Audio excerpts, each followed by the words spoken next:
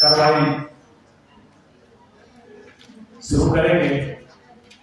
जितना हेल्दी और पॉजिटिव पक्ष और विपक्ष दोनों तरफ से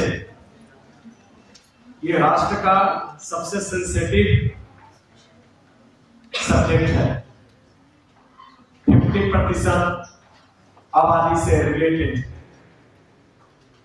ये मुद्दा है और इस मुद्दा पर आप सारे लोग बहस कर रहे हैं और जिस पॉजिटिव व्यू से अपनी बात को जितनी मजबूती से आपस में डिबेट कर रहे हैं, ये शहर में, समाज में, राष्ट्र में, देश में और राज्य में एक बड़ा पॉजिटिव मैसेज जाएगा।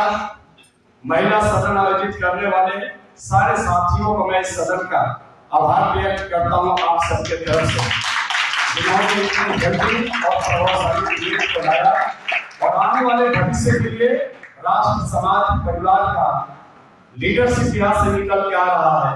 वो लीडर परिवार, राष्ट्र, समाज को एक अच्छा दिशा और दशा देगा जिसमें आने वाला कल का भारत आज से भी खूबसूरत होगा।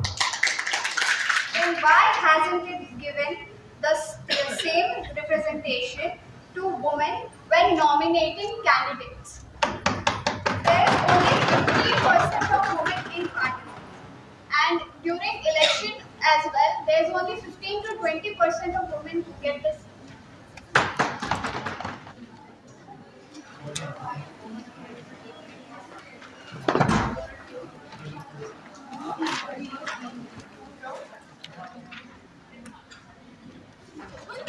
दिया जा रहा है जो सशिक्षित है, जो उस पद पर होने का सम्मान प्राप्त करती है, लेकिन उन्हें आज तक मिला नहीं है।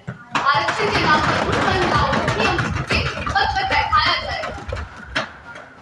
आरक्षण से ये होगा कि हमारे देश के जो 50% आबादी है वो भी ये अपने दिमाग में सोच रखेंगे कि हमें भी आगे चलकर नेता बनकर हमारे देश को संभालना है, हमारे देश के लड़खड़ाते हुए पैरों को पकड़ना है। तभी वह सुप्रीम होना है जब हम ऊंचे पद पर हो, और इस ऊंचे पद पर जाने के लिए आज हमारे देश की महिलाओं को आरक्षण जरूरी है। कि आरक्षण के नाम पर किसी भी महिला को क्या सीट दे देना सही होगा? तो हमारे अध्यक्ष महोदय, मैं ये कहना चाहूंगी कि क्या आरक्षण के नाम पर किसी ऐरे गैरे महिला को सीट पे बैठा दिया जाएगा? क्या हमारी जनता ऐसे ही वोट देती है? वो वोट देती है तो देख कर देती है प्रतिभागी कैसा है, वो उनके बातों पर खड़ा हो पाएगा कि नहीं, वो उनके नजरिए पर खड़ा हो पाएगा कि नहीं, ये देख के वोट देती है जनता। तो मैं अभी आगे करूंगा माधुरी साहू जरमुंडी की विधायक अपने विचार रखेंगे। Honorable Speaker, I am Megha Patnaik, MLA of Bagmara. My question is that how do we ensure that the candidates selected under the reservation will be as qualified and capable those elected through open competitions? Because in my opinion, merits and capability should be given importance, not population quotas.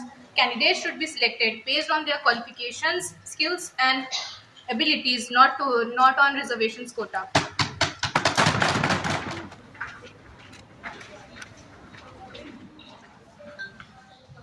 Short video में college में पढ़ने वाले विद्यार्थियों और young generation को आपने महिला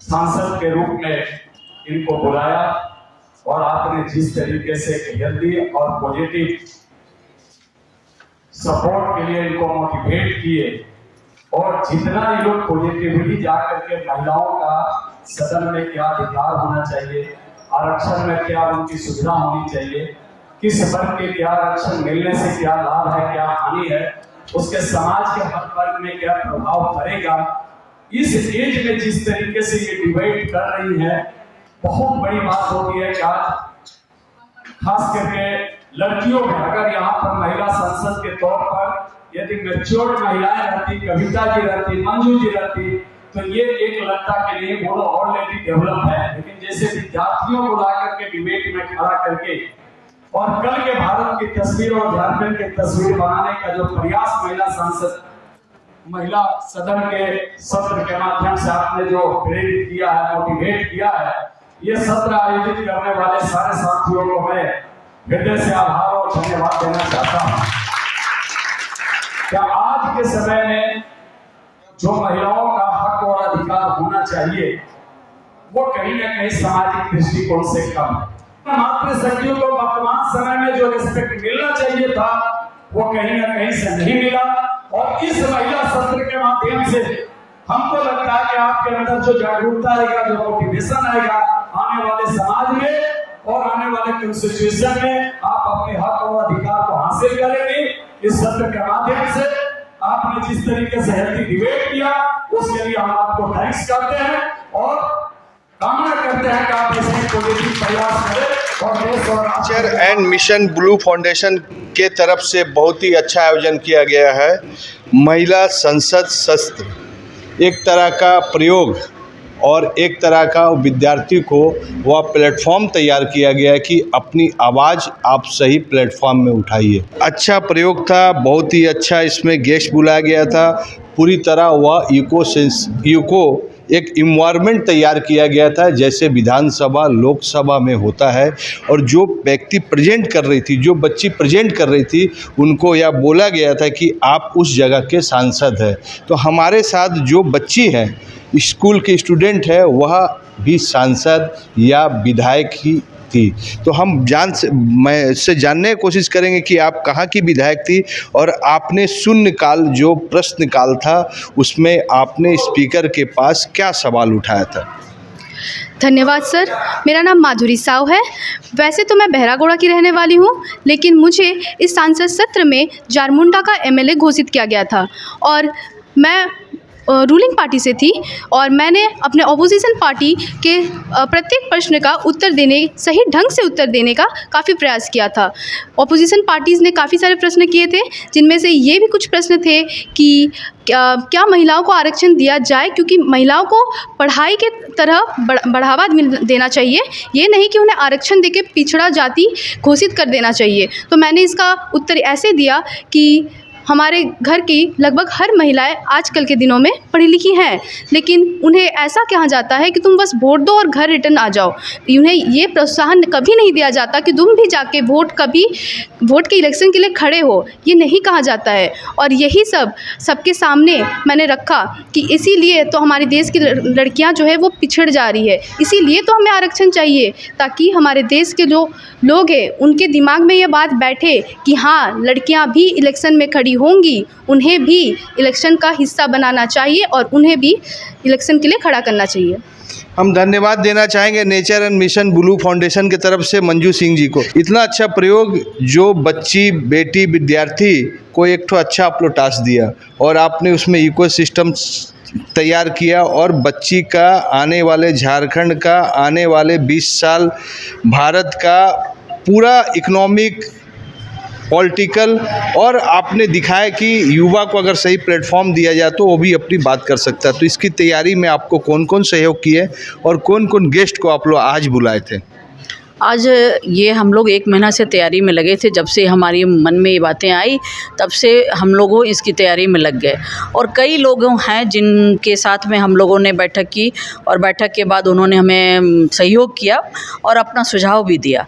आज हमारे सुबह जो गेस्ट थे, सुबह हमारे पूर्वी विधानसभा के विधायक श्री सरयू राय जी थे, उन्होंने दीप प्रज्वलित किया। साथ ही दिल्ली से हाई कोर्ट के एडवोकेट जी थे और कोऑपरेटिव कॉलेज के प्रिंसिपल अमर सिंह जी थे, फिर प्रभात खबर के संपादक जी थे और अभी जो देख रहे हैं, अभी अजय सिंह जी जो हमारे मंच पे अध्यक्ष के रूप में आए, इंटक के जो ऑल इंडिया के प्रेसिडेंट रहे हैं राकेश्वर पांडे जी आए। तो इस तरह से गेस्ट लिस्ट है हम लोगों का। लोग आ रहे हैं और हम लोगों को अप्रिशिएट कर रहे हैं कि उनको लग रहा है कि हम जो कर रहे हैं, ये जो बच्चियां आपको दिख रही हैं और जैसे जैसे सेशन आगे की तरफ बढ़ रहा है, इनकी जो अंदर की प्रतिभा जो हमने देखा, उनके वक्तव्य का जो शब्दों की वाणी, जो हम लोगों ने शब्दों का जोड़ घटाव देखा और क्विक आंसर करना, तो आप सोचिए कि उनके मस्तिष्क में कितनी सारी बातें जो हैं वो दब रही हैं, वो निकल कर आज मंच के माध्यम से, आज इस विधानसभा के माध्यम से बाहर आ रही हैं।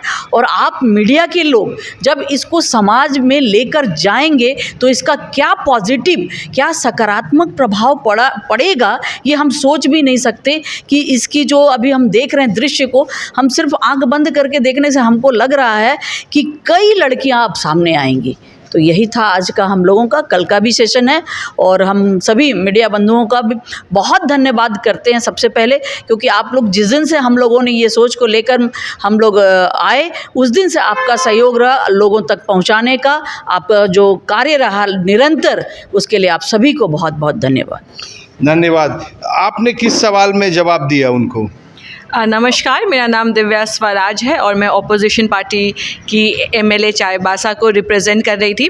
तो हमारा जो पूरा जो पर्सपेक्टिव था इस चीज़ में, इस सिनेरियो के अराउंड रिवॉल्व कर रहा था कि जो हम लोग रिजर्वेशन की बात कर रहे हैं, लेकिन इसमें कास्ट में बाइफर्केशन हम लोग कर रहे हैं। अगेन औरत, विमेन, फीमेल एक जेंडर है, तो उसी जेंडर के पर्सपेक्टिव पे रिजर्वेशन दिया जाए, ना कि आप SC ST कैटेगरी को थोड़ा अलग से, फिर OBC के बारे में, फिर जनरल कैटेगरी की भी कुछ महिलाएं ऐसी है जो कि डिप्राइव्ड सेक्शन को बिलोंग करती है। और जैसा कि इन्होंने कहा कि हमारे घर की भी महिलाएं हैं जो कि पढ़ी लिखी है, लेकिन उनको पॉलिटिक्स में आने के लिए इनकरेज नहीं किया जाता है। तो इसके ऊपर मैं काउंटर करके यही बोलना चाहूँगी कि हाँ ठीक है, आई अग्री कि हमारे घर की महिलाएं पढ़ी लिखी है, लेकिन शायद से 90% महिलाओं के पास वो क्वालिटी एजुकेशन नहीं है, चाहे वो हमारे घर की औरतें ही क्यों नहीं हो।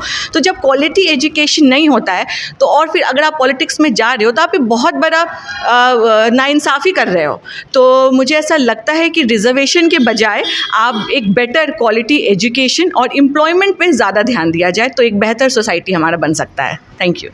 इस जो डिस्कशन में, जो बहस में, रूलिंग और ऑपोजिशन का जो बहस हुआ, अच्छे अच्छे राजनेता का पानी छुटा दिया, उनको भी पसीना ला दिया। और उनके लिए भी सीखने की बात है कि यह दोनों बच्ची इतना अच्छा बहस कर सकती है, तो आप जो ओरिजिनल विधानसभा है, सांसद है, कम से कम हेल्दी बहस ज़रूर कीजिए, नहीं तो यह जनरेशन तैयार है आपका जगह को, खाली जगह को भरने के लिए। और इसकी शुरुआत हो चुकी है और हमें लगता है कि आने वाले समय में कहीं ना कहीं से विधायक और संसद जरूर बनेगी। AD लाइव का वीडियो को लाइक कीजिए, चैनल को सब्सक्राइब कीजिए। AD लाइव की पूरी टीम की ओर से सभी को धन्यवाद। जोहार।